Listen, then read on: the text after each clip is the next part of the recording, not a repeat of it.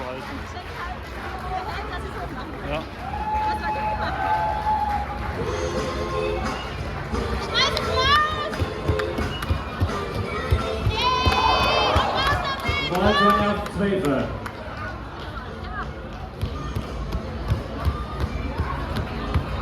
Marvin, muss man das wiederholen.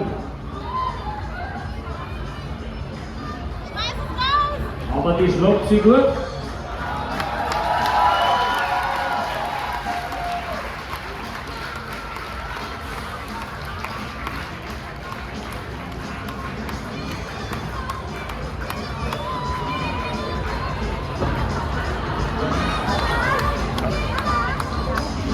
Die hat sie mit ihrem spitzigen Glas eingetragen da im Blatt.